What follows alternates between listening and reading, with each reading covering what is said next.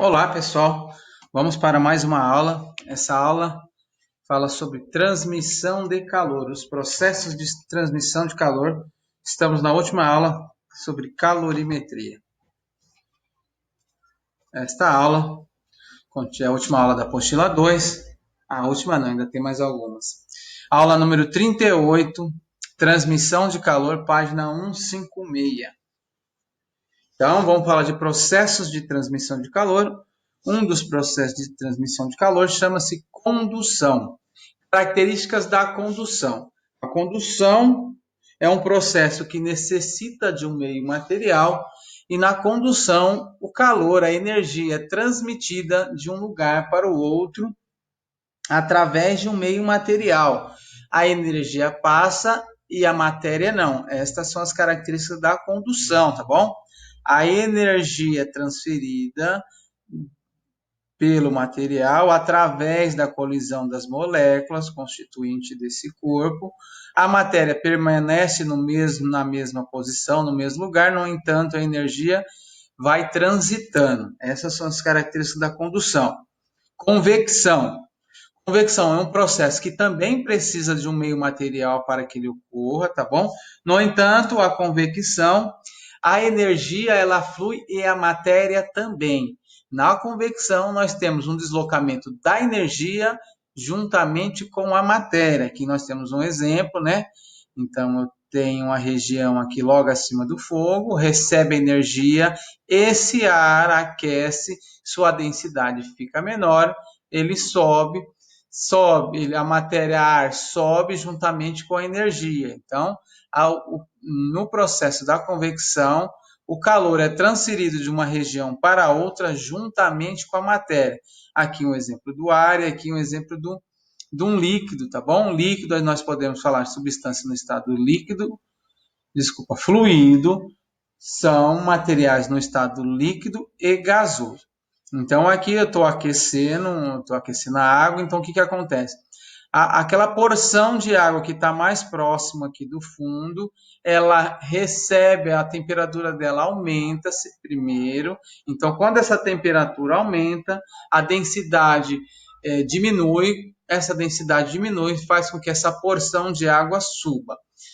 Essa porção de água sobe, outra porção de água que estava com a densidade maior desce e ocupa o lugar dessa. Então, fica uma transição aqui, um transporte de água subindo e descendo. Essa movimentação de água é chamada de correntes de convecção, tá bom? São os fluidos que fazem um percurso de subida e descida. Aquele que tem uma densidade menor sobe, quem tem a densidade maior desce. Aquele que está com densidade maior desceu, ganhou energia e subiu.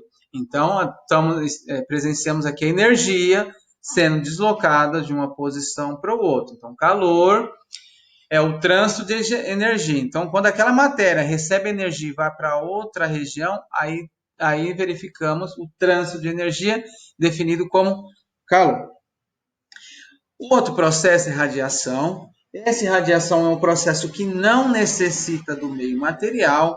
Essa radiação ela ocorre através das ondas eletromagnéticas. Então, radiação é um processo de transmissão de calor que não depende do meio material. Ocorre em meio material? Ocorre, mas ele não depende. O que acontece é que ocorre um processo de transferência de energia sem a movimentação da matéria, tá bom? Agora vamos falar um pouquinho de fluxo de calor. Então, no processo de calor, de condução, nós temos a energia saindo de uma região de um objeto qualquer e se direcionando para outra, se dirigindo para outra região. Então, essa quantidade de energia que está fluindo, que está passando pelo material, nós vamos determinar de fluxo, tá bom? Fluxo representado pela letra grega φ. Quem é o fluxo? É a energia que passou pela superfície, pela substância, pelo objeto, dividido pelo seu tempo, tá bom? Então, o fluxo é a energia que a energia que transitou dividido pelo intervalo de tempo. Qual outra maneira de quantificar esse fluxo? Então, vou pegar um K, uma constante de proporcionalidade, vezes a área. Que área? A área da região transversal aqui, ó. Então, seria essa área que também fiz um corte na estrutura onde que o calor está passando, peguei essa área, só uma, tá bom? Não se soma, só a área da seção transversal. Calculei, é o valor que eu coloco aqui, lembrando que a gente tem que trabalhar em metros. Variação de temperatura, a variação de temperatura entre as duas extremidades por onde o fluxo de calor ocorre. Lembrando que para existir calor, precisamos ter uma diferença de temperatura. Então, quando na face A eu tiver uma temperatura qualquer e na outra face oposta uma temperatura maior, então existirá um fluxo de calor. Então, essa variação de temperatura, temperatura maior menos temperatura menor, ela é o comprimento por onde o calor está passando, bem? Agora, com esses conceitos, vamos resolver um exercício aí da apostila. Exercício número 2. Ao colocar café quente 80 graus Celsius em uma caneca de alumínio, uma pessoa deve tomar cuidado ao encostar nas laterais da caneca para não se queimar.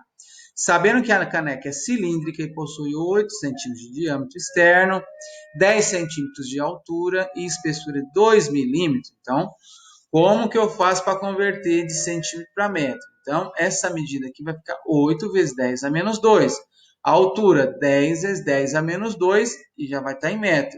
E minha espessura vai ser 2 vezes 10 a menos 3 metros, convertendo de milímetro para metro.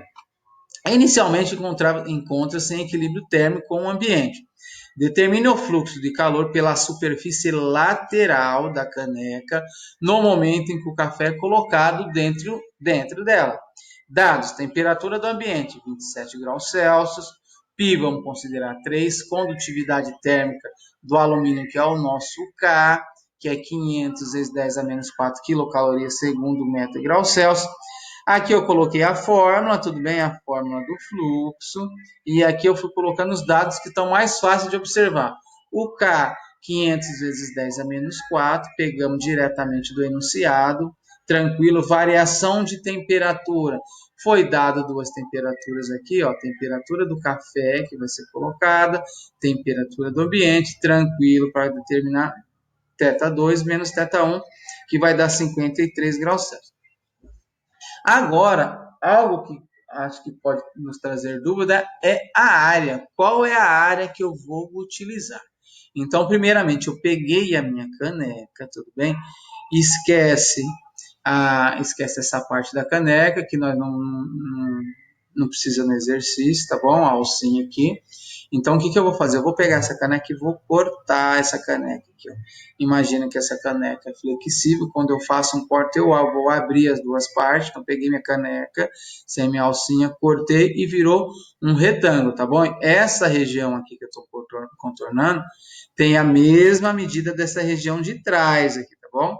Então, nesta região, que é a região, vou supor que seja a região interna, quem está em contato com isso daqui? O café quente, a 80 graus Celsius, tudo bem? E a região lá de trás está em contato com o ar, e o ar está a temperatura de 27, então aquela região está com a temperatura de 27.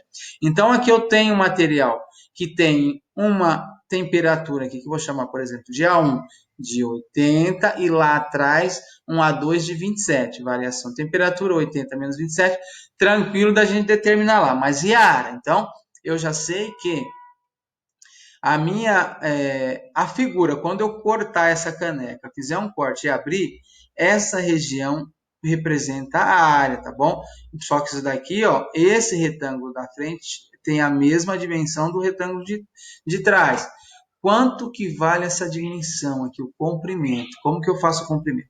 O comprimento, quando eu cortei aqui e abri, o comprimento é o perímetro aqui, ó, dessa minha circunferência, tá bom? Que é a boca da minha caneca. Então, quando eu determinar o perímetro, é essa medida aqui. Quem que é o perímetro? 2πr. Então, meu perímetro é 2πr. O diâmetro, ele vale 80, desculpa, o diâmetro ele vale 8, o diâmetro vale 8, o raio vale 4. Quando eu fizer 2π, π, 3, 2 vezes o 4, 8, tudo bem? Então, quando eu faço ó, esse lado, quem que é a área? comprimento vezes largura, uma medida vezes a outra. Essa medida é representada pelo perímetro, que é 2πr, o raio aqui é 4, então vai ficar 2 vezes 3 vezes 4. 2 vezes 4, 8, tá bom? Ficou 8π, 10 a menos 2, convertendo de centímetro para metro. Esta medida vezes esta medida. Quem que é essa medida? A medida é a altura da caneca, mas a altura da caneca é 10 centímetros. Então, ficou vezes 10, coloquei 10 menos 2 para transformar para metro, tudo bem? Então, fazendo essa multiplicação aí, então nós temos aqui ó, 10 a menos 2 vezes 10 a menos 2, aqui vai dar um 10 a menos 4, vezes 10 ficou 10 a menos 3, 8 vezes 10 a menos 3. Então a gente substitui. E o comprimento? Quem que é o comprimento? O comprimento é a minha espessura, que o calor vai transitar dessa região aqui da frente para a região de trás. Então agora eu vou substituir nessa fórmula. O K já sabia. O A, determinei aqui que eu acredito que é a parte mais difícil de compreender. Então ficou 3π. No exercício falou para considerar π igual a 3, tudo bem? Multipliquei aqui, vezes variação da temperatura, que é 53, e o comprimento, que é a nossa espessura da caneca, que vale 2 milímetros, coloquei 2 vezes 10 a menos 3. Fazendo a multiplicação de potência de mesma base, faz a divisão aqui de potência, depois faz a multiplicação e divide por 2, aí é só questão algébrica, tá bom? Multiplicar e dividir. Essa conta vai dar 31,8 quilocaloria por segundo, tá bom? Então, esse exercício número 2 foi resolvido, pessoal. Essa aula se encerra aqui. Então, fique com Deus e até a próxima.